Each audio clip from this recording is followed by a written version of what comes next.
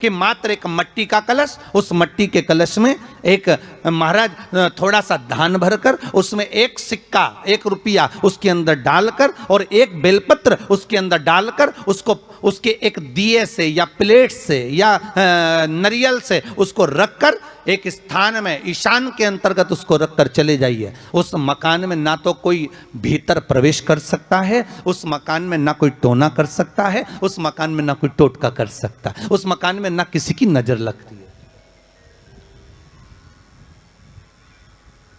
और वो पात्र कोई दूसरा नहीं होना, वो पात्र होना चाहिए मट्टी का कलश। मट्टी के कलश की बड़ी महत्वता है हमारी। अब तो थोड़ा सा महाराज हो गया कि लोग हम मट्टी का कलश अगर तुम दोगे भी तो ब्राह्मण क्या काम में लेगा, तो ब्राह्मण जन कह देते हैं थोड़ा तांबे के 4 कलश लेकर आइए हो, तुम जरा स्टील के 5 कलश लेकर आइए, आप तुम तांबे के या ये बर्तन लेकर आइए। पहले इसका प्रमाण नहीं था, पहले प्रमाण था केवल मट्टी का कलश। स्थापना जो थी वो मट्टी का कलश, विराजमानता थी मट्टी का कलश, जिसका निर्माण स्वयं भगवान शिव शंकर, भगवान शंभु, भगवान त्रिकालदर्शी कैलाशी स्वयं लिंग पुराण के अंतर्गत शास्त्र वर्णन करता है कि जिसमें सुंदर शिवलिंग की स्थापना करी गई, शिवलिंग का निर्माण करने के लिए भगवान ने। और स्कंद पुराण में भी आता है, यही बात शिव महापुराण में भी आती है। और आपको पहले भी कथा में कहा कि ब्राह्मण सफेद मट्टी का शिवलिंग बनाए, पहले भी कथा में कहा, आज फिर कह रहा है। क्षत्रिय लाल मट्टी का शिवलिंग बनाए, वैश्य पीली मट्टी का शिवलिंग बनाए, शूद्र काली मिट्टी का शिवलिंग का निर्माण कर।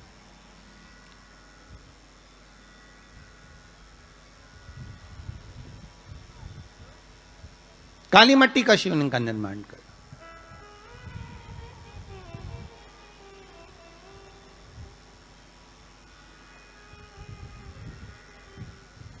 एक बहुत अच्छी बात कहें, अगर आप लोगों को अच्छा लगे तो अपनी जिंदगी में उतारना, ना अच्छा लगे तो उसको छोड़ देना, ठीक है। जितने लोग भी कथा सुन रहे हो बहुत ध्यान देना।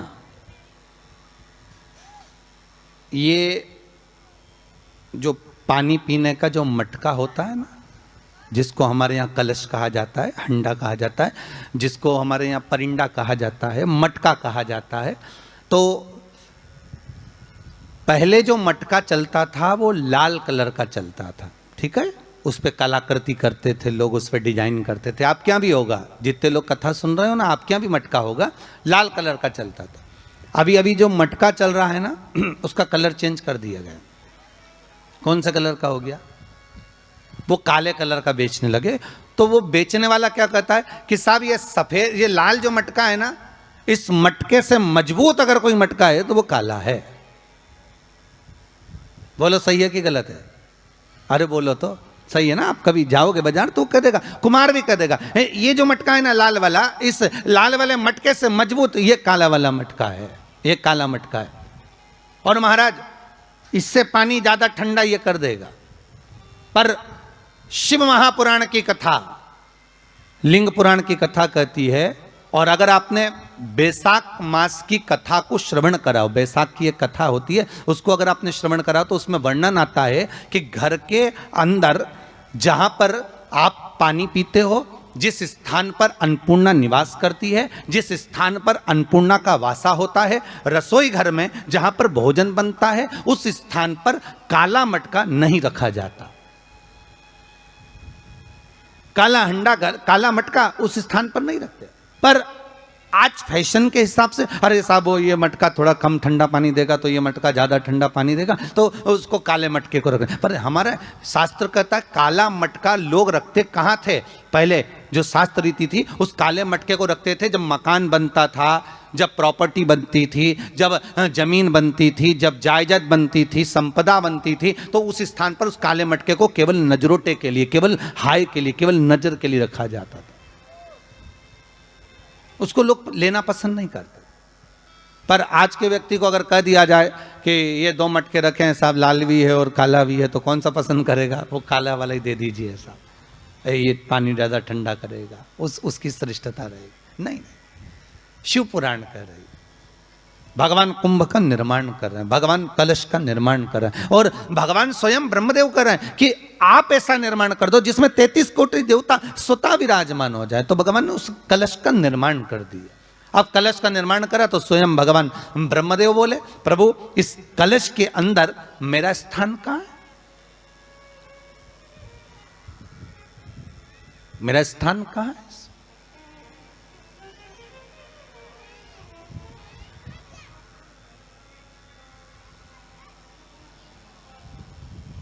बहुत ध्यान देना महाराज, कलश का जो मुख होता है उस मुख पर भगवान विष्णु का स्थान होता है। किसका स्थान है? भगवान विष्णु का।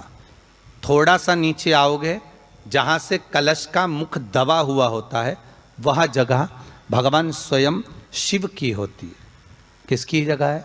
भगवान शंकर की। कलश का अग्रभाग, नीचे का भाग जहाँ से फैला हुआ होता है, वहाँ ब्रह्मा का आधिपत्य स्थापित होता है। फिर कलश का जो नीचे का भाग होता है वो भगवान शिव और शक्ति का स्थान होता है। कलश के बाहरी भाग में, जहाँ पर बाहर का हिस्सा होता है, उस कलश के बाहरी भाग में 33 कोटि देवताओं को भगवान शंकर ने लाकर विराजमान किया होता है। महाराज भगवान शंकर 33 कोटि देवताओं को निमंत्रण देकर उस कलश में विराजमान कर दिया।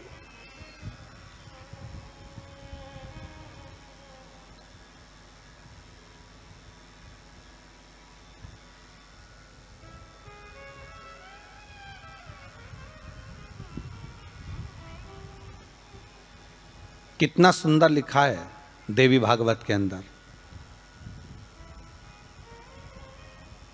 कि जहां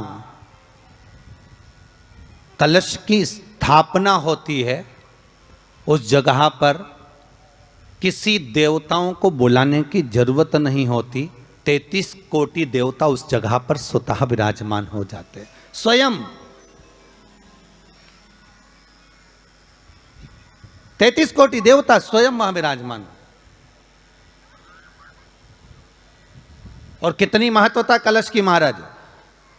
आप लोगों से भी निवेदन है, क्षेत्रीय प्रतिपदा है आज, जिनके घर में ज़्यादा रोग हो, बीमारी हो, ज़्यादा तकलीफें आ रही हों, कष्ट बढ़ रहा हो, बीमारियां बढ़ रही हों, या भय लग रहा हो, डर लग रहा हो, हृदय चित्त में कहीं ना कहीं आपको भय का भान हो रहा हो, तो एक लोटा पानी एक कलश में जल भर कर रख लीजिए और रात भर उसको रखे रहने दो। नवरात्र चल रहा है, उस कलश को रात भर रखकर सुबह सुबह उस कलश में एक बेलपत्र डालकर उस जल को नीम के पेड़ के नीचे, जहां चैत्री नवरात्रे में नीम के पेड़ के नीचे सारी विद्याएं, आद्य शक्तियां, सारी देवी उस नीम के पेड़ के नीचे विराजमान रहती हैं। उस कलश में एक बेलपत्र डालकर रात भर रखकर उस जल को पूरे घर में घुमाकर उस नीम के पेड़ के नीचे समर्पित कर दीजिए महाराज। घर में भय लगना बंद हो जाएगा, कोई बड़ी बीमारी आपको घेरेगी नहीं और उस बीमारी से, उस रोग से आप मुक्त रहेंगे।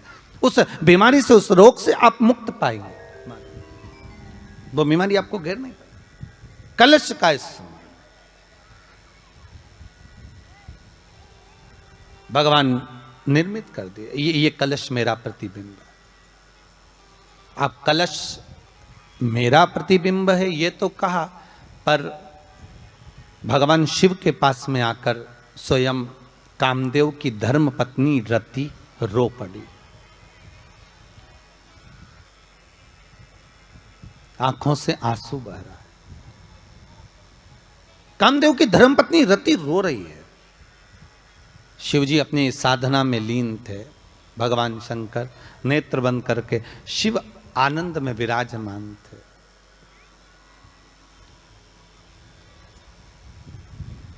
नेत्र बंद बाबा।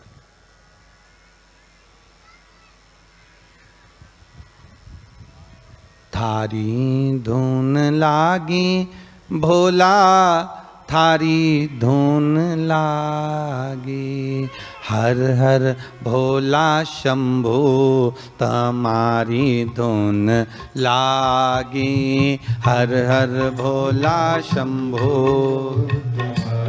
भाव से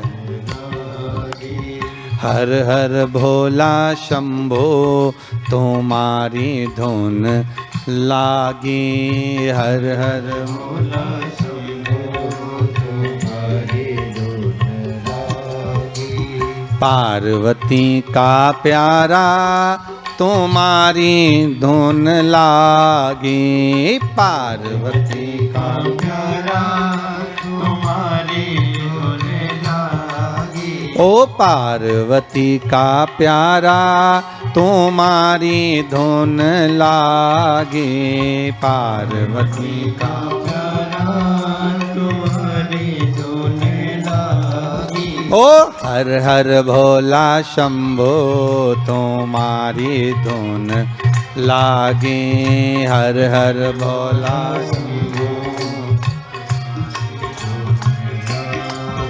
ओ हर हर भोला शंभो तुम्हारी धुन लागी, हर हर भोला शंभो तुम्हारी धुन लागी। सब गाइए।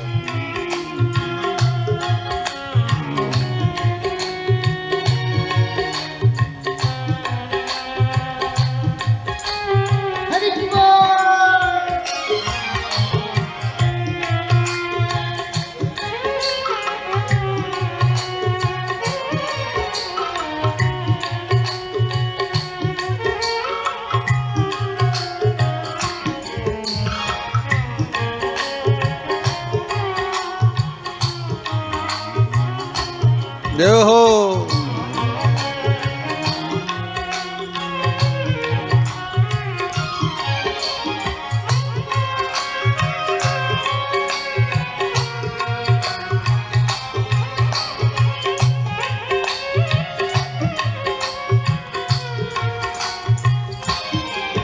ओ सिर पे गंगाधारी तुम्हारी धुन लागी, सिर पे गंगाधारी तुम्हारी धुन लागी। ओ सिर पे गंगाधारी तुम्हारी धुन लागी, सिर पे गंगाधारी तुम्हारी धुन लागी। ओ पार्वती का प्यारा तुम्हारी धुन लागी, पार्वती का प्यारा तुम्हारी धुन लागी। ओ पार्वती का प्यारा तुम्हारी धुन लागी, पार्वती का प्यारा तुम्हारी धुन लागी। ओहो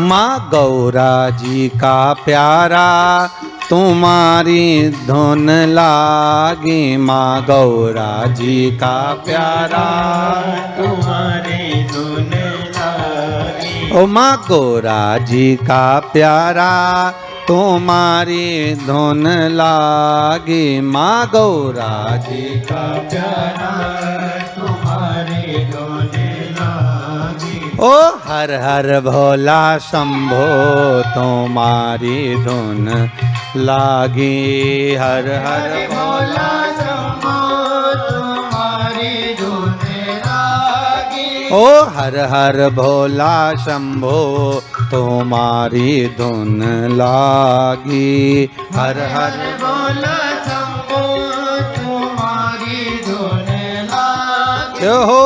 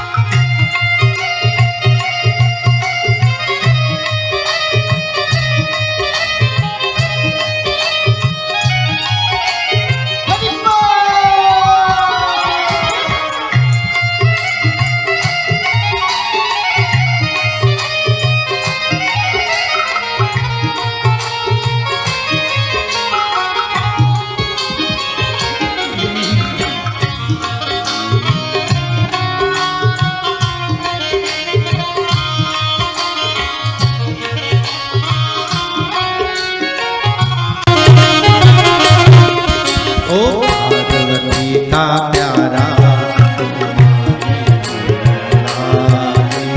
पार्वती का प्यारा तुम्हारी धुन लागी।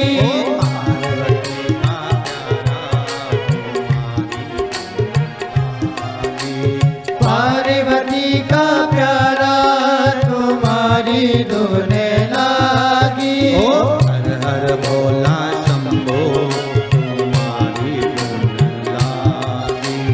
हर हर भोला शंभो तुम्हारी धुन लागी। हर हर भोला शंभो तुम्हारी धुन लागी। हर हर भोला शंभो तुम्हारी धुन लागी। हर हर महादेव। भगवान शिव की कथा कर रही है। ओगरदानी त्रिकालदर्शी कैलाशी शंभु के पास में उस समय पर कामदेव की धर्म पत्नी रति भी है, जिसके नयनों में जल भरा हुआ। शिवजी ने पूछा, बोलो रति, आप और यहां जब आपका पति जलकर भस्म हुआ तो हमने वर दिया था आपके पति को कि ये भगवान कृष्ण का पुत्र बनकर मिलेगा आपको। फिर क्यों आप यहां पर आई हो? क्या हो गया ऐसा? क्या चाहती हो आप? फिर आने का कारण क्या है आपका? किस लिए पधारी हो आप? महाराज, मेरा पति जो जलकर भस्म हुआ था, उसके भस्म होने पर मेरे ऊपर भी केस लगाया। तो भाई केस तुम्हारे ऊपर किसने लगा दिया? ऐसा क्या हो गया कि तुम यहाँ मेरे पास में आई? प्रभु, बात इतनी सी है कि मेरा पति जब आपके नेत्रों की ज्वाला द्वारा जलकर भस्म हो रहा था, उस समय पर वो आम के पेड़ पर बैठा हुआ था।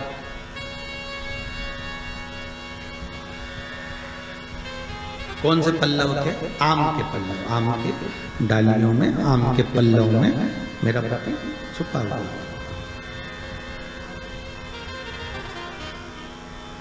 तो फिर क्या चाहती है? भगवान से मां रति कह रही हैं, दिक्कत केवल इतनी सी है कि मेरा पति जलकर भस्म हुआ, वो आपने वर दे दिया कि वो कृष्ण के पुत्र बनकर हमें मिल जाएंगे। वो हम मान रहे हैं, सब जानते हैं हम, ठीक है। पर दिक्कत इतनी सी है कि जिस आम के पेड़ पर मेरा पति बैठा हुआ था, उसके चक्कर में वो आम का पेड़ भी जला। तो वो आम का पेड़ जो जला, उसने मुझसे कहा है कि पति का तो उद्धार हो गया, पर हमारा उद्धार कैसे? अब देखिए, कई लोग कहते हैं प्रश्न करने वाले पीछे नहीं हटते महाराज, बहुत प्रश्न करते हैं और प्रश्न कर कर पूछते हैं, गुरुजी ये कलश के ऊपर आम के पत्ते क्यों लगते हैं? उसका उत्तर है, ध्यान दीजिए। प्रश्न बहुत है तो उसके उत्तर भी बहुत है, बस उसको समझने वाला चाहिए।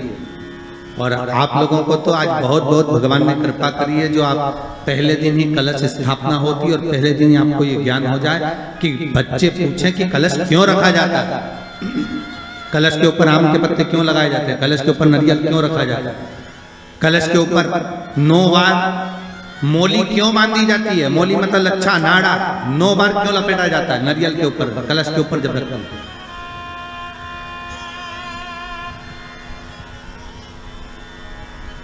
कलश के ऊपर जब जब श्रीफल रखाता है, नारियल रखाता है, तो उस पर 5 बार 7 बार मोली नहीं लपेटी जाएगी, तो 9 ही बार लपेटी जाएगी। 5 या 7 बार लपेटते हैं तो कहते हैं कि लक्ष्मी की छिन्नता होती है, और वो 9 बार लपेटी जाती है तो भरपूर लक्ष्मी का भंडार भरती है। क्यों क्यों कहते हैं उसे?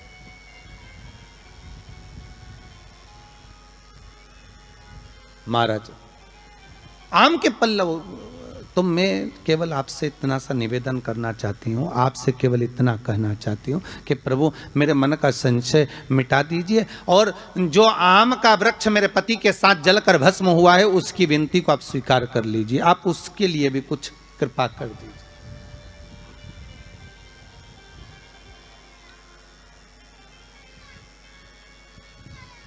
इसी को कृपा कहते हैं, इसी को करुणा कहते हैं, इसी को दया कहते हैं। भगवान बोले अब आप आई हो रति, ठीक है, मांगो क्या चाहिए, बस इतनी कृपा कर दीजिए कि आम के वृक्ष का भी उद्धार कर दो।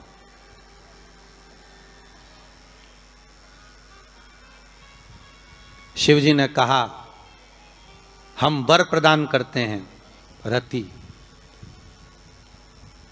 जहां शिव और शक्ति है, जहां 33 कोटि देवता इस कलश के अंदर विराजमान होंगे, उस जगह पर स्वयं कंठ पर जहां पर मेरा निवास होगा, उस जगह पर ये आम के पल्लव अमृत के तुल्य माने जाएंगे, और इनका निवास हमारे ही हाथ में, हमारे ही हस्त कमल में विराजमान होगा, हमारे ही हाथ में। कितना सुंदर है महाराज जी। उस आम के पल्लव की महत्वता को जरा जानिएगा, बहुत बहुत ध्यान दीजिएगा। आम के पत्ते देखें आप लोगों ने, अरे बोलो जम के तो बोलो, देखें उसका प्रयोग कभी आप लोगों ने करा? आम के पत्ते का कभी प्रयोग कर कर देखिएगा। अभी तो नवरात्रि चल रही है, नवरात्रे में जब 5वां दिन नवरात्रे का रहे, चैत्री नवरात्रे का 5वां दिन रहे, और मान लो कि आपके घर में किसी बच्चे की, लड़के की या लड़की का या मंगल विवाह नहीं हो रहा हो, या शादी नहीं हो रही हो, या उस लड़के लड़की के लिए बहुत प्रयास कर लिया आपने और उसकी शादी हो ही नहीं रही, अथक प्रयास आपने कर लिया और उसका मंगल विवाह नहीं हो रहा, तो ये देवी भागवत में स्पष्ट कहा गया है, देवी भागवत में वर्णन किया गया है, देवी भागवत में वर्णित किया गया, और देवी भागवत में कहा गया कि आम का जो पत्ते होते हैं, आम का जो पत्ता होता है, आम का जो पल्लव होता है, उस आम के पत्ते पर हल्दी और सिंदूर, इन दोनों से स्वस्तिक का निर्माण किया जाए। देवी भागवत का संवाद है, बहुत ध्यान देना महाराज। जिन कन्याओं का विवाह ना हो पंचमी के दिन, नवरात्रे की कोई सी भी पंचमी, मतलब जो पंचमी तिथि पड़ेगी, कोई भी नवरात्रा हो, चाहे वो 4 नवरात्रे में से, चाहे वो पौष का हो, अश्विन का हो, चैत्र का हो, आषाढ़ का हो, किसी भी नवरात्रि में आप कर सकते हैं। एक पान के पत्ते पर, एक ही पत्ते पर जो 2 स्वस्तिक बनेंगे, एक हल्दी का बनेगा, एक सिंदूर का बनेगा। बस अंतर इतना है, जो हल्दी का स्वस्तिक है उस पर कंकु के चावल अर्थात रौली के चावल, रौली कुंकू के चावल रखना है, और जो सिंदूर का है उस पे हल्दी के चावल रखना। इतना रखकर जिस लड़का लड़की का विवाह नहीं होता उसकी हथेली पर रखकर उसका नाम और गोत्र बोलकर महाराज उसको ले जाकर नीम के पेड़ के नीचे उसको रख दिया जाता है। मात्र 3.5 या 4 महीने ऐसे रहते हैं जिसके अंदर उस लड़का लड़की का विवाह पक्का हो जाता है। जिसका विवाह नहीं होता केवल उसी के लिए, जिसका मंगल विवाह ना हो रहा, आम के पल्लव में शिव का वर प्रदान है, आम के पल्लव में शंकर का आशीर्वाद। आम के पल्लव में शिव का शिव।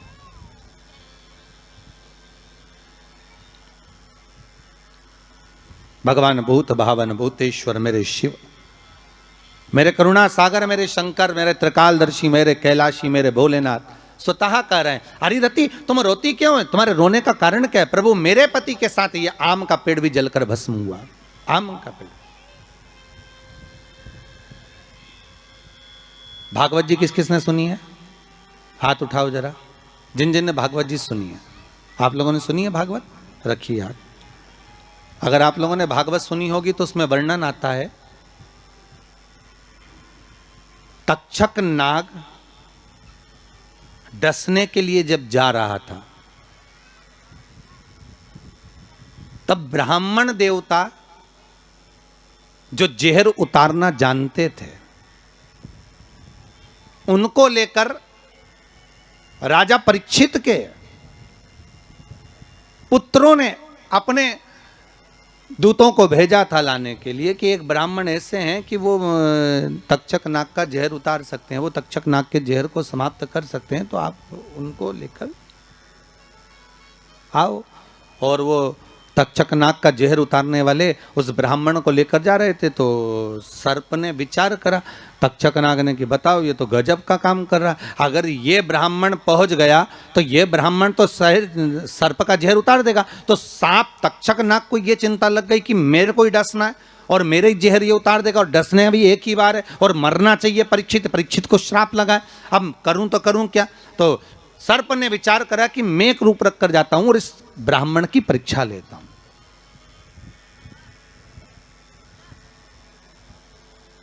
सर्प रूप रख कर गया। भागवत आप लोगों ने श्रवण करी होगी। तो जब तक्षक रूप रख कर गया और उस ब्राह्मण के पास में जाकर पूछा कि ब्राह्मण देवता ये बताओ कि आप कहां जा रहे हो, तो ब्राह्मण बोला आपको नहीं मालूम, राजा परीक्षित को सांप डसने वाला है तक्षक नाग और मैं जहर उतारना जानता हूं। अच्छा, आप जहर उतार दोगे? हाँ। तो किस लिए जा रहे हो? जहर उतारने के लिए। तो जहर उतारने क्यों जा रहे हो? तो कहा राजा है राजा, जब राजा का जहर उतारेंगे तो मुद्रा भी कितनी मिलेगी, आपको मालूम नहीं है क्या? अच्छा, ब्राह्मण देवता इसलिए जा रहे हो? हाँ। पर उसको तो किसी संत ने श्राप दिया। अरे तो श्राप संत ने दिया है, हम ब्राह्मण हैं, हमारा कर्म है किसी को बचाना, तो हम तो बचाएंगे। अच्छा, आप में इतनी सामर्थ्यता है कि आप तक्षक नाग का जहर उतार दो? अरे तक्षक नाग आकर अगर मेरे सामने खड़ा हो जाए और किसी को डस ले तो यह पक्का है कि मैं जहर उतार सकता हूं। अच्छा, तो इतने में तक्षक नाग सामने बिल्कुल प्रकट हो गया और तक्षक नाग प्रकट होकर बोला, बता ब्राह्मण किसको डसूं मैं? ब्राह्मण ने कह दिया तुम्हारी मर्जी पड़े, उसको डसो। सामने एक पेड़ था, उस पेड़ को ब्राह्मण ने, उस तक्षक नाग ने डस लिया। अब तक्षक नाग ने उस पेड़ को डसा और डसने के बाद में वो पेड़ पूरा जल गया, पूरा जल गया। अब पेड़ तो जल गया, पर ब्राह्मण जो था जिसको परीक्षा देना थी, वो ब्राह्मण को यह नहीं मालूम था कि इस पेड़ पर एक संत बैठकर साधना कर रहा था, तपस्या कर रहा था, और जब वो पेड़ जला तो वो संत भी जल गया, संत भी जल गया। अब जब संत जल गया, ब्राह्मण ने हाहाकार की आवाज जब सुनी तो आंखों में जल भर गया। आखिर हुआ क्या?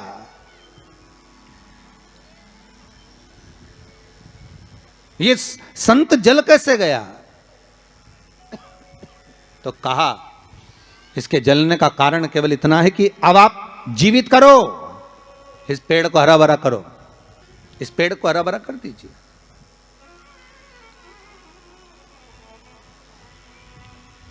और ब्राह्मण ने हाथ की अंजलि में जल लिया।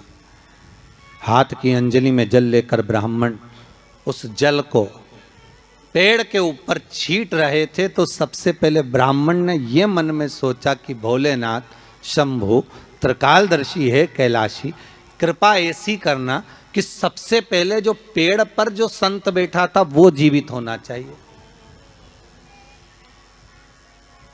जो वृक्ष पर संत बैठा है वो जीवित होना चाहिए।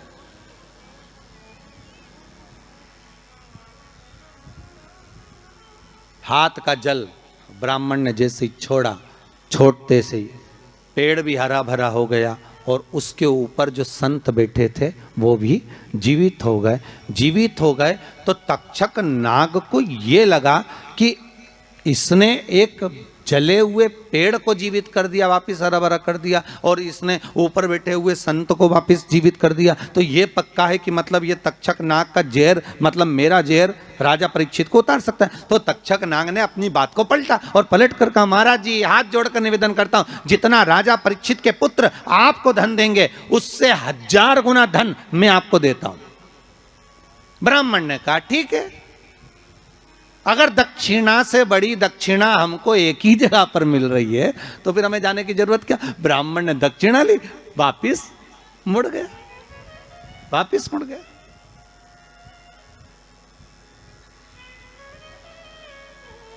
अब ईमानदारी से बोलो, वो ब्राह्मण नरक गया होगा कि स्वर्ग गया होगा? जरा जम के बोलना हो, सुनाई देना चाहिए हमको। कहां गया होगा? नरक। काय में लिखा है? देवी भागवत में।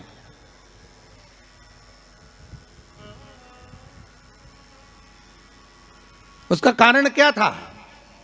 शिव महापुराण की कथा कहती है जैसे एक नाव चलाने वाला व्यक्ति नाव लेकर जा रहा है और उसमें बहुत सारे यात्री बैठे हैं, बहुत सारे यात्री, और नाव डोलने लगी, आंधी चलने लगी, तूफान चलने लगा, हवा आने लगी, लहरें उठने लगी और नाव डूबने लगी। तो जो नाव में बैठा हुआ नाव चला रहा था वो कूद गया और कूद कर बाहर निकल गया, और निकलकर सारे के सारे जितने नाव में बैठे थे वो सब जलने लगे।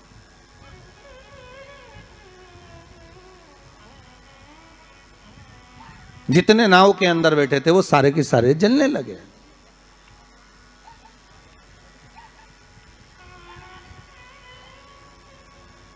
जब वो सारे के सारे पानी में डूबने लगे और पानी में नाव में जाकर सबकी सब जब डूब रहे हैं, सब मर गए। सारे के सारे जो नाव में बैठे थे, जो तैरना जानते थे वो बाहर निकल गए, बाकी के सब डूब गए। नाव चलाने वाला जब उसके प्राण छूटे तो उसको एक नरक नहीं मिला, कम से कम 94 नरकों में वो नाव चलाने वाला गिरा। शिव महापुराण की कथा कहती। तो उस नाव चलाने वाले ने भगवान से पूछा कि मुझे इतने सारे नरक क्यों दे रहे हो? मैंने तो लोगों को गंगा से पार उतारा, मैंने तो रोज गंगा का जल पिया, मैंने तो रोज गंगा का स्मरण किया, मैं तो रोज भगवान का दर्शन करता था, मैं रोज गंगा से पार उतरता था, दुनिया के लोगों को मैं पार उतारने का काम करता था। तो भगवान ने कहा गलती केवल तुमने एक कर दी, तुमने अपने प्राण बचाए।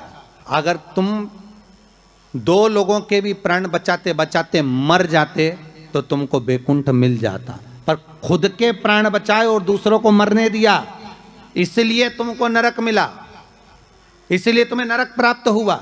शिव महापुराण की कथा कहती है जिस पर दुनिया को विश्वास होता है, दुनिया को जिस पर विश्वास है, जिससे आज कोरोना महामारी के चलते हुए, इस कोरोना महामारी को देखते हुए, इस वायरस को देखते हुए दुनिया का विश्वास डॉक्टर पर टिका हुआ है। औषधि देने वाले, दवाई देने वाले उन डॉक्टरों पर दुनिया का विश्वास टिका हुआ है। तो डॉक्टर का क्या फर्ज है? जैसे नाव चलाने वाले का फर्ज है कि बचाते बचाते भगवान करे भले तुम्हारे प्राण छूट जाते तो तुम्हें स्वर्ग मिल जाता। युद्ध के मैदान में सैनिक युद्ध करते करते मर जाता तो उसको वीरगति प्राप्त हो जाती, पर खुद के प्राण बचाने के चक्कर में आप दुनिया को धकेल दो, ये श्रेष्ठता नहीं।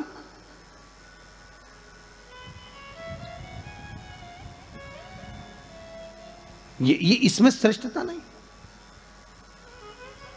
जब तक उस शरीर में प्राण है, जब तक उस शरीर में श्वास है, डॉक्टर भी अपनी जान झोंक दे कि कैसे भी मुझे इसको बचाना है, चाहे कुछ भी हो जाए इसके प्राण बचना चाहिए।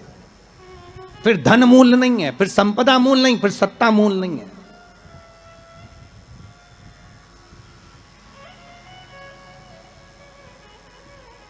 वो नाव चलाने वाले को 94 नरक भोगना पड़े।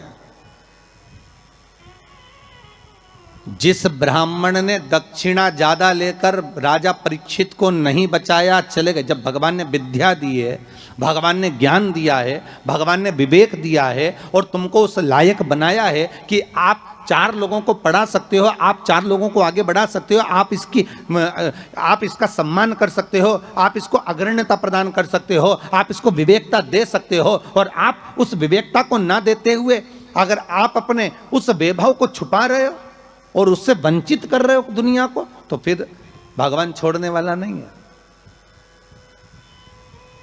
नरक भोगना।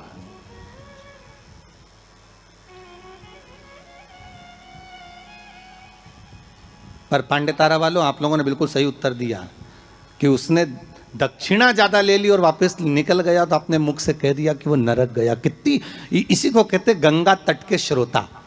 गंगा तट के जो श्रोता होते हैं ना, बड़े आनंदमय होते। कथा जो सुनते हैं ना, उसका भाव एक आनंदित होता है कि वो अपना लक्ष्य छोड़कर, अगर चाहता तो राजा परीक्षित को बचा सकता था, पर थोड़ी सी संपदा के चक्कर में, थोड़े से धन के चक्कर में वो ब्राह्मण भी थोड़ा सा लोभ आया और लोभ के चक्कर में अपने कर्म से वंचित हो गया। तो वो चरित्र कहां गलत है महाराज जी? एक महाराज जी प्रवचन दे रहे थे, उस प्रवचन में एक गांव का व्यक्ति कथा सुनने बैठा था और खड़े होकर पूछ लिया, महाराज जी पाप के बाप का नाम क्या है? महाराज जी ने पूछा, क्या पूछ रहे हो, फिर से बोलो। तो वो व्यक्ति बोला, महाराज जी हमें दशरथ जी के पिताजी का नाम मालूम है, हमें राम जी के पिताजी का नाम मालूम है, हमें कृष्ण जी के पिताजी का नाम मालूम है, हमें सबके बाप का नाम मालूम है, बस पाप के बाप का नाम नहीं मालूम। तो मैं उत्तर दे दो। तो महाराज जी भी मन में सोचे, पाप का बाप। महाराज जी मन में सोचे, हमने पूरी पुराण पढ़ी पर ये पाप का बाप तो हमें कहीं नहीं मिला। सारे शास्त्र भी उखाड़ कर देख लिए, पर उसमें पाप का बाप मिलना बड़ा कठिन। अब पाप का बाप कहाँ से ढूंढे? तो महाराज जी ने कहा, एक काम करते हैं, कल हम आपको बताएंगे, आप कल कथा में आना। और महाराज जी फिर प्रवचन देने बैठे और वो व्यक्ति फिर आके बैठ गया। अब जैसी कथा समापन हुई, महाराज जी को फिर खड़ा हो गया, महाराज सीताराम। महाराज जी बोले, सीताराम। और बोलो, पाप का बाप। महाराज जी बोले, बहुत अच्छा, पाप का बाप पीछे पड़ा। महाराज जी बोले, कल बिल्कुल पक्का है कि तुमको तुम्हारे प्रश्न का उत्तर मिल जाएगा। अब महाराज जी ने आज भगवान को 2 अगरबत्ती लगाई कि वो नहीं आना चाहिए प्रभु, क्योंकि वो फिर आएगा, फिर प्रश्न करेगा पाप का बाप। अच्छा, वो प्रश्न नहीं भी करता ना, तो उसका मुंह देखकर याद आ जाता है कि प्रश्न करेगा पक्का।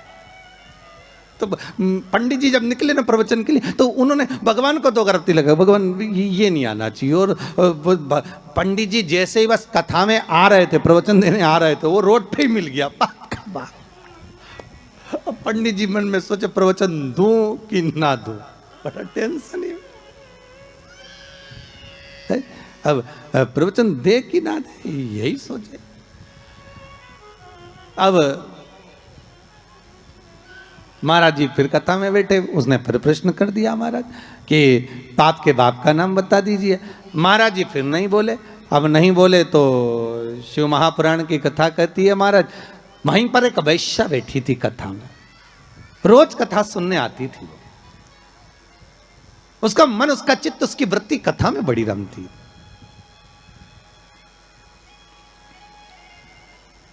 जिसके मन में शिव महापुराण की कथा समा गई ना, तो वो प्रयास करता है कि कुछ भी कर कर जहां कथा हो रही है ना, भले 40 किलोमीटर है, 50 किलोमीटर है, 100 किलोमीटर है, पर एक बार तो मैं चली जाऊं। जिसके मन में शंकर आ गया ना, तो वो छोड़ नहीं सकता। वो प्रयास करेगा कि मैं कैसे भी पहुंच जाऊं, बस कथा में एक बार मेरी हाजिरी लग जाए, शंकर सुन ले बस एक बार शिव महापुराण की कथा, उस पंडाल में चली जाऊं जिस पंडाल में मुझे बेलपत्र का आनंद मिल जाए, बस उस पंडाल में मुझे पहुंचना। अब वैश्या का नियम था, वो कथा कभी नहीं छोड़ती थी और वो भी कथा में जाकर बैठ गई और कथा में रोज सुने वो पाप के बाप का चक्कर। और महाराज जी बस प्रवचन करें, अक्षतम केशवम राम नारायणम, जैसे महाराज जी अक्षतम केशवम करें, सब बैठे रहे, वही खड़ा हो जाए।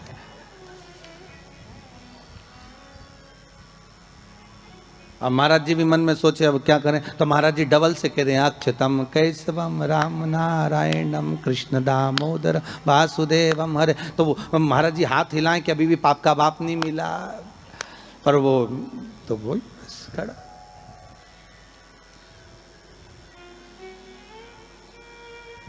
आज वेश्या ने कह दिया गुरुदेव आपसे एक निवेदन है मेरा, बोलिए। मैं वेश्या हूं, छुपाया नहीं। संत सदगुरु भगवान माता पिता इनसे कभी नहीं छुपाना अपने को, छुपाकर जाएंगे भी कहां।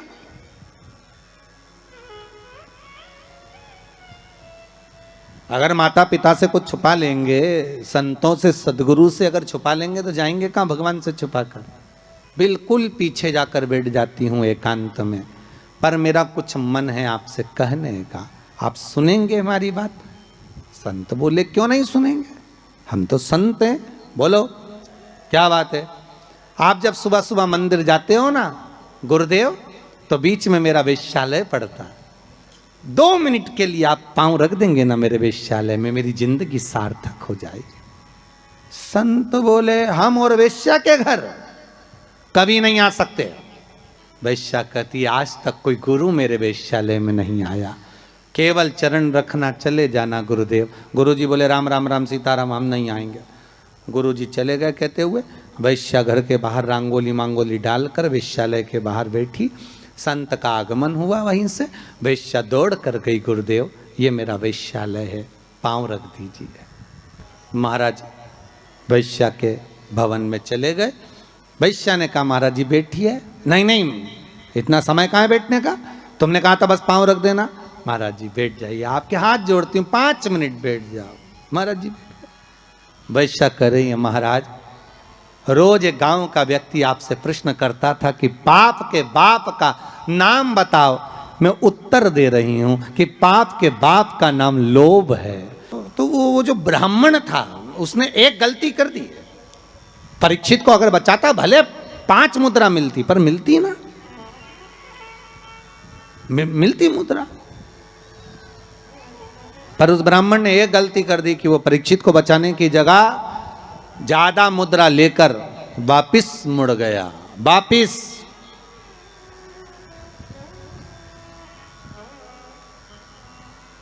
जहां से ब्राह्मण वापिस मुड़ा था, आज भी अगर आप सुखताल जाएं, जहां सुखदेव जी महाराज ने राजा परीक्षित को कथा सुनाई थी, तक्षक नाग जहां आया था इस ब्राह्मण की परीक्षा लेने के लिए, और ब्राह्मण जहां से वापिस मुड़ा उस गांव का नाम है मोड़ना। आज भी उस गांव का नाम मोड़ना, वहां से मुड़ गया था वापिस ब्राह्मण, वापिस चला गया।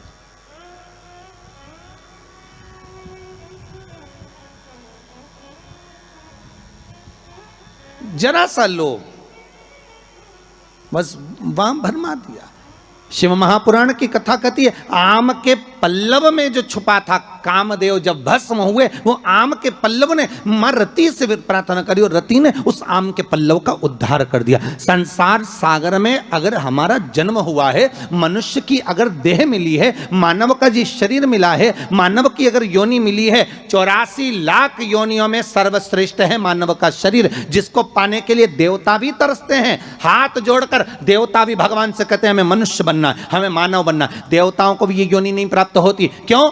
क्योंकि बैकुंठ का भोग केवल भोग है, केवल भोग। अगर मरने के बाद बैकुंठ चले भी जाओगे तो वहां चांदी की थाली में, सोने की थाली में भोजन मिलेगा, डनलफ का गद्दा मिलेगा, एसी का रूम मिलेगा, बढ़िया खाने के लिए सब कुछ मिलेगा, आराम से फ्रिज कूलर वॉशिंग मशीन सब मिलेगा। एसी में आप आराम से सो, डनलफ के गद्दे पर सो। पर बैकुंठ में केवल भोग भोगने की वस्तुएं मिलेंगी। पर बैकुंठ में भगवान का भजन मिलेगा क्या?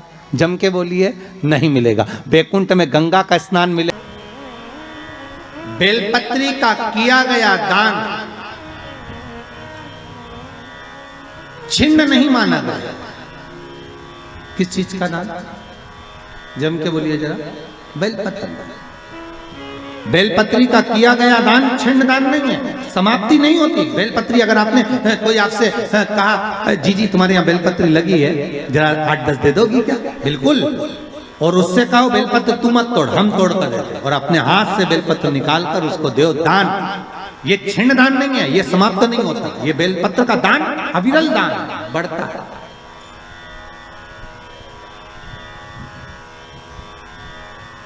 सुख का भान कर, ये छिन्न होने वाला नहीं अभी।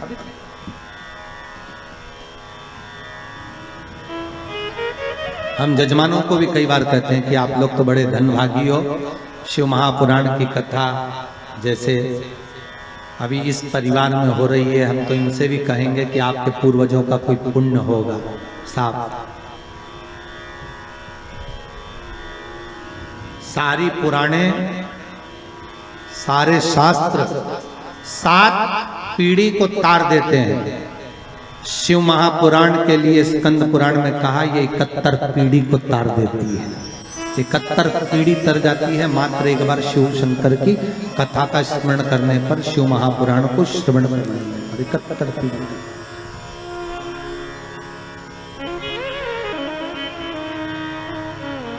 उज्जैनी में कभी आप लोग जाएं उज्जैन तो ऋण मुक्तेश्वर महादेव के मंदिर की दीवार पर लिखा हुआ है कि 71 पीढ़ी को तारने वाली होती है शिव महापुराण की कथा।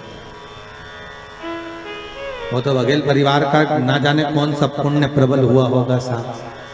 हम तो कहते हैं इनके माता पिता के भी पुण्य और माता पिता के भी माता पिता के पुण्य, दादा परदादा के पुण्य की गुल्लक भराई होगी, तब जाकर इन माता पिता के पुत्र और पुत्र वधू, बहू और बेटे इस शिव महापुराण की कथा को करवा रहे हैं। भगवान की कहीं कृपा हुई तब जाकर ये कथा हो रही। ये भगवान की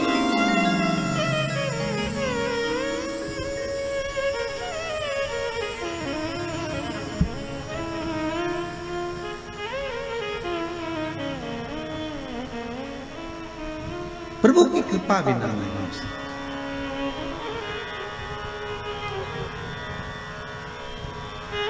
करुणा सागर करुणा करा है तो प्राप्त हो। कथा आती है, देवराज नाम का ब्राह्मण था, ब्राह्मण पर कर्म छोड़ दिया था, ब्राह्मण का कर्म से वंचित था।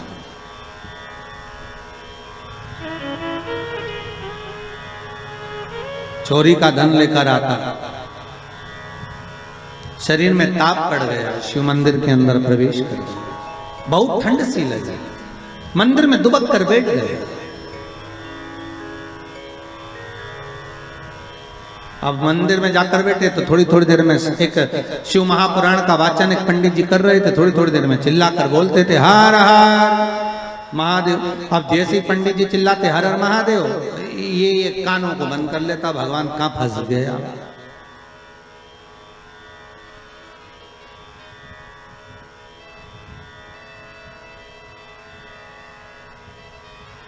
अच्छा, कोई शिव महापुराण की कथा भी पुराण की कथा ही है। शंकर की कथा में जितने भी आते हैं सब गणों से कम थोड़ी ना। शंकर बाँचने, शिव पुराण को बाँचने वाले भी शिव, और शंकर के साथ रहने वाले भी गण ही हैं, और जितने श्रोता वो भी शंकर ही हैं, तो सब शिव का ही तो स्वरूप है। अब इनको साधना, फिर कथा रस तत्व को श्रवण करना,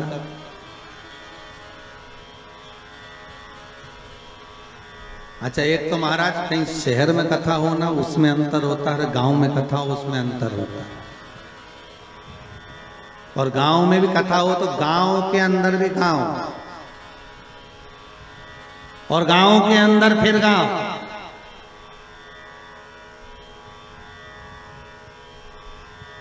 और फिर वो पांडे तारा, और उसके अंदर फिर कथा, वो भी शंकर की। अच्छा, जितने लोग आ रहे होंगे ना, तुम लोग बाहर से गाड़ियां ले लेके तुम सोच तो रहे होगे कहाँ कथा। अच्छा, पहले रानीगंज पहुंचो, रानीगंज से फिर पांडे तारा पहुंचो, फिर पांडे तारा पहुंच के कथा ढूंढो, हो कहाँ रही है। तुम किसी को मत ढूंढो, तुम तो ये बघेल को पकड़ इनको कथा हो ढूंढो। शिव की कृपा है, शंकर की। अब देवराज धन लेकर बैठा तो था, पर कथा में मन नहीं लग रहा था उसको। तो महाराज जैसे ही बोले ने हर हर महादेव, तो इसको आए गुस्सा। अच्छा कोई पुण्य भागी होता है ना, जिसके मन में भगवान की भक्ति का प्रतिबिंब होता है ना, उसको कथा में बड़ी रुचि आती है, उसका मन कथा में लग जाता है। और जिसके भीतर पाप भरा होता है ना, बस उसको तो अगर भजन भी कहा कोई कथा भी सुनाए तो भी मन नहीं लगे। बताओ, नींद आ रही है तो अच्छा तुम भी कम थोड़ी ना कथा में आए होगे, उससे पहले चाय डकार के आए होगे, निपटा के चाय माय पी के तैयार मैयार होके सौंफ सुपारी सब खा के बैठ के फिर अलमस्त होके फिर कथा में बैठे। कोई तुम साधारण हो? तुम भी चतुर। और तो और जेब में लेके भी बैठे, कहीं का महाराज होगा, अगर नींद भी आएगी तो थोड़े एक आध कट खाता। वो तुम बहुत चतुर हो। अब देवराज तो कथा सुनने के लिए बैठा, उसकी चित्तवृत्ति में, अब वो तो कथा सुनना नहीं था, केवल चोरी का सामान लेकर जा रहा था, चुप कर बैठा हुआ था। जो महाराज चिल्ला, इसको तो भागा यहाँ से, भागा आगे जाकर शरीर में ताप था, गिर गया, चक्कर खाकर मर गया, प्राण छूट गए। 5 मिनट भी नहीं, केवल 2 मिनट की शिव महापुराण की कथा सुनी थी। शिव महापुराण की कथा कहती है देवराज के प्राण छूटे, शंकर भगवान नंदी लेकर आ गए। यमराज पाड़े पर चढ़कर आया, शंकर नंदी पर चढ़कर आया। तो यमराज ने पूछा भोलेनाथ आप? शिव जी बोले हाँ, तू कैसे आया? यमराज बोले देवराज को लेने के लिए आया। देवराज को लेने? हाँ। क्यों? तो बोले इसने पापी पाप करा, इसने पुण्य करा ही, इसलिए इसको लेकर जाना। यमराज बोले इसको लेकर मैं ही जाऊंगा। शंकर भगवान बोले इसने एक पुण्य करा है। क्या? 2 मिनट की शिव महापुराण की कथा सुनी। तो यमराज बोले 2 मिनट में कुछ होता है क्या? तो शंकर भगवान बोले 2 मिनट में मैं तेरे को जहर की पुड़िया देता, देख निपटे कि नहीं निपटे।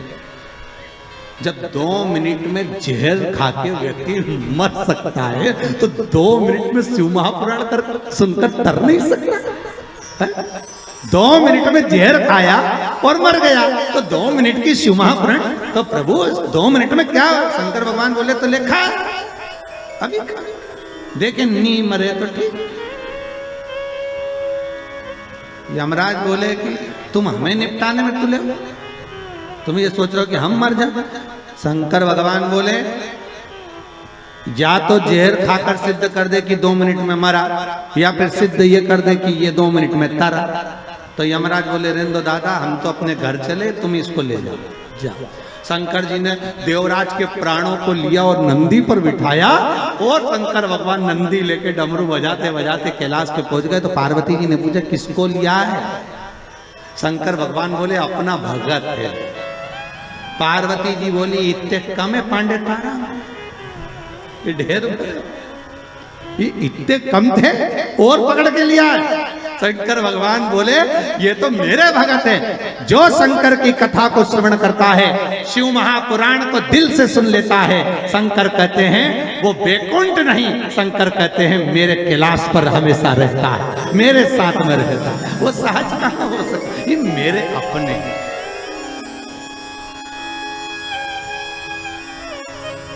पार्वती जी बोली अपने रहने की तो जगह नहीं, गुफा के अंदर तो अपन रह रहे, और पकड़ के लिया इसको। शंकर भगवान बोले पार्वती थोड़ा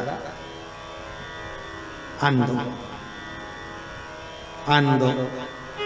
पार्वती जी बोली सबको आन दो और अपन बाहर जान दो। शिव जी बोले पार्वती यही तो आनंद है, यही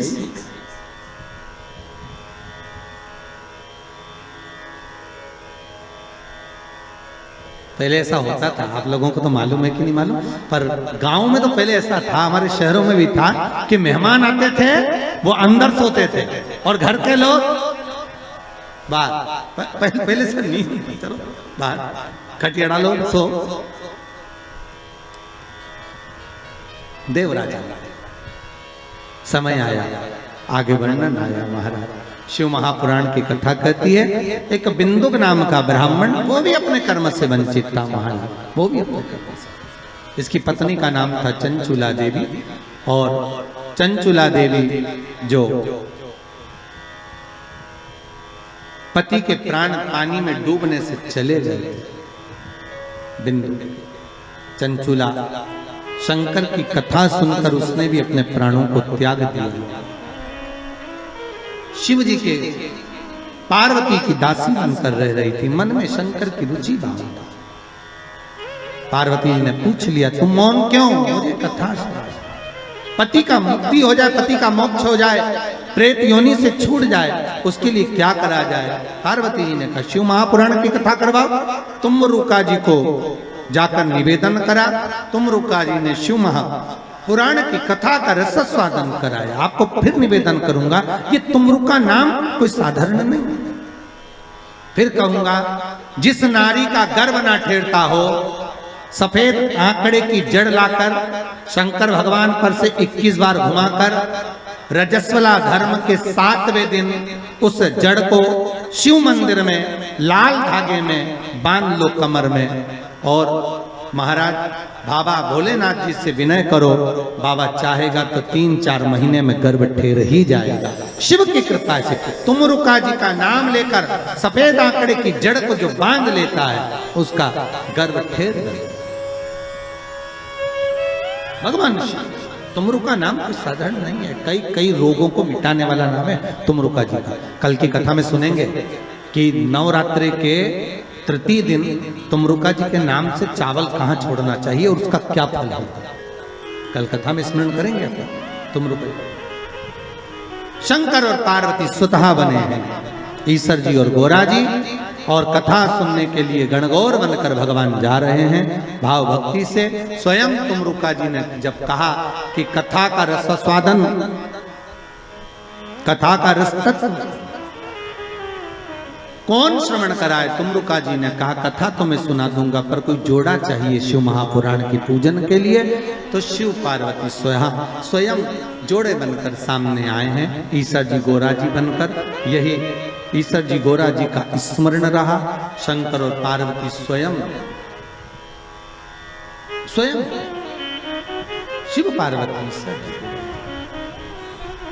महाराज शिव महापुराण की कथा कर रही है। अभी जो ये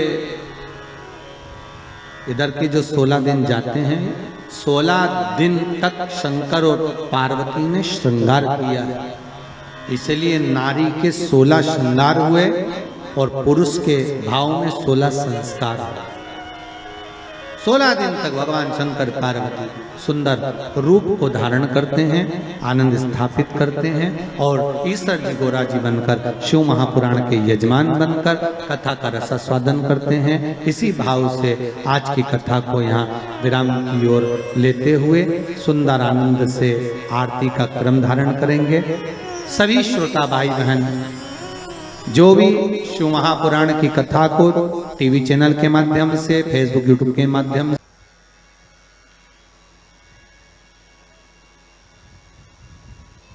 आखिर कलश में ऐसा क्या है, कलश के अंदर आखिर ऐसा क्या विराजमान है कि 33 कोटि देवता उस कलश के अंदर आकर बैठ जाते हैं। महाराज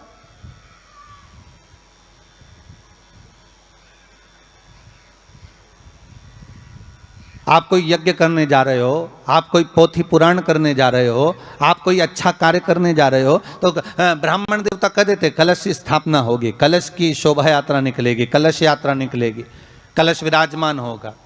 और आज हर की पौड़ी पर, प्रयागराज में या उज्जैनी में, नासिक में जो बड़े बड़े कुंभ के मेले होते, कुंभ का मतलब भी तो कलश से होता है, उसकी महत्वता क्यों है? उस कुंभ की, उस घड़े की महत्वता कहां से प्रकट हो गई? शिव महापुराण की कथा कहती है महाराज, भगवान ओघड़दानी शंकर स्वयं आद्य शक्ति जगदम्बा से कहते हैं कि जगदम्बा तू क्या चाहती है बोल। तो जगत जननी जगदम्बा कहती है कि जहां मैं हूं वहां शंकर है, ये आपने कह दिया, पर जहां शंकर है वहां पार्वती का होना जरूरी है। उसके लिए सिद्ध करने के लिए एक स्थान ऐसा बनाया जाए जहां पर शंकर विराजमान है और शंकर के साथ पार्वती विराजमान है। तो शिव जी ने कहा पार्वती, उसके लिए मैं तुझे एक सुंदर कलश का निर्माण कर देता हूं। दुनिया का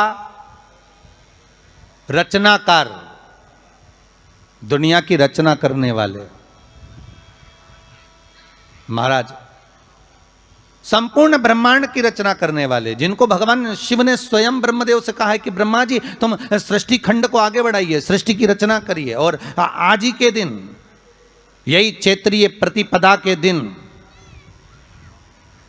यही इसको कहते हैं नया संवत्सर, नया वर्ष।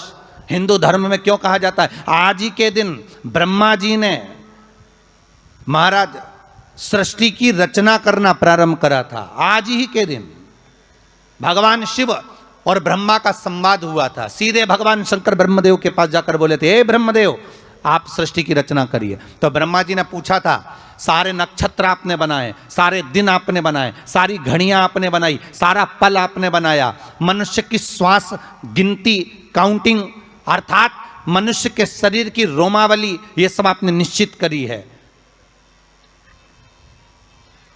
मनुष्य की कितनी धड़कन चलेगी, कितनी श्वास चलेगी, 21,600 श्वास जो मानव के शरीर से प्रतिदिन निकल रही है, 3.5 करोड़ रोम छिद्र जो मनुष्य के शरीर में बने हुए हैं, ये संपूर्ण बनाने वाले आप हो। एक एक घड़ी, एक एक पल, एक एक नक्षत्र, एक एक समय बनाने वाले आप हो, हर श्वास को बनाने वाले आप हो। तो आपसे मुझे कहना है कि एक निर्माणकर्ता ब्रह्मदेव, आप ब्रह्मा जी कर रहे हैं, तो एक काम करो ना कि सृष्टि की रचना भी आप करो। भगवान ब्रह्मा ने शिव जी से कहा कि सृष्टि की रचना आप करिए।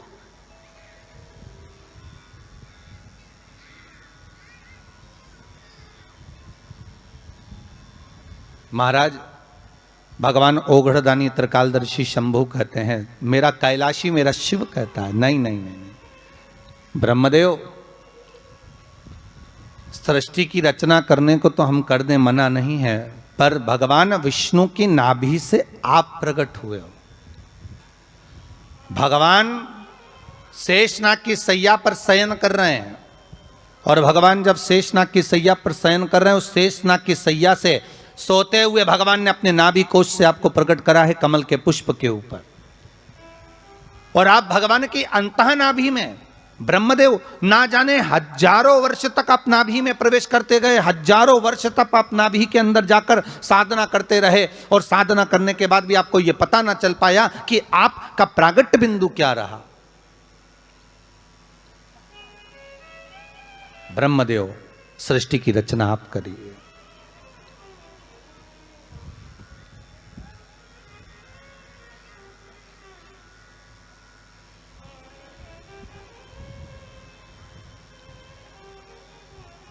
ब्रह्मा जी कह रहे हैं, नाथ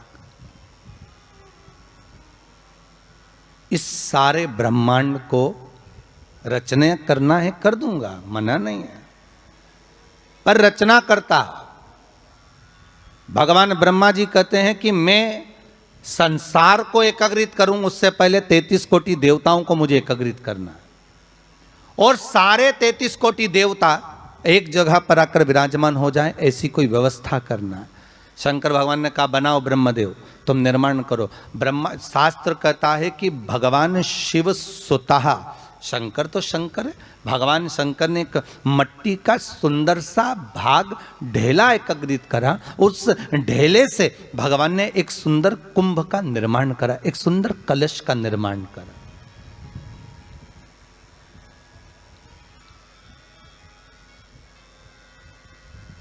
देखिए कितनी सुंदर कथा है।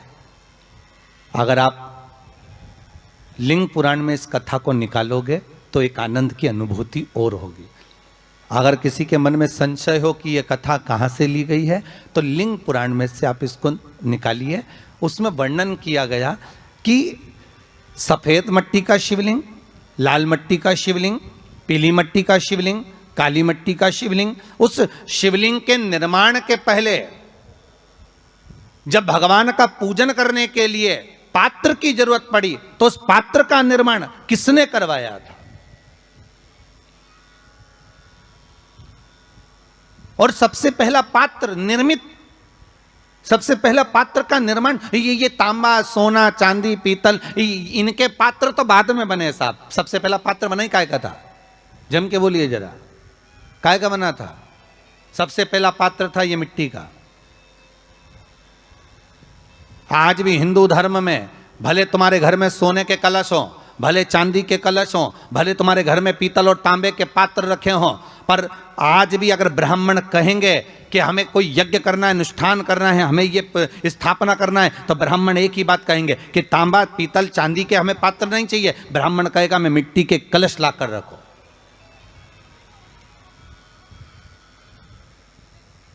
हमें मिट्टी के कलश चाहिए। और कितना बड़ा प्रमाण है जी, शास्त्र का प्रमाण देखिए कितना बड़ा है।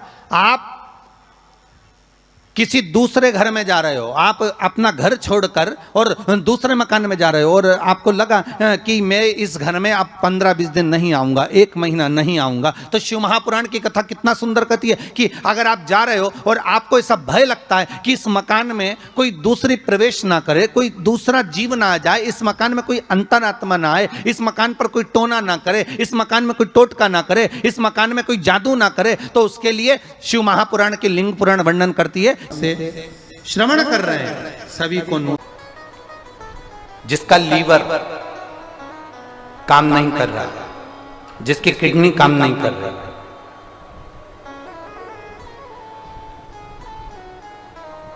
और डॉक्टर ने कह दिया कि इसका डायलिसिस चालू हो गया है या इसका डायलिसिस चल रहा है, बेलपत्री के पेड़ के नीचे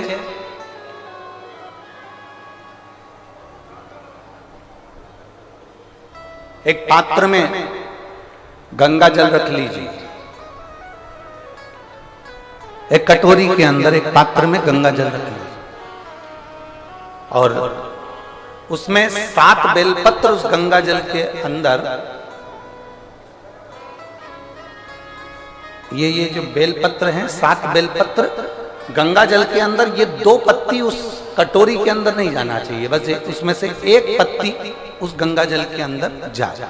बहुत सावधानी से सुनिएगा, 1 पत्ती उस गंगा जल के अंदर चली जाए।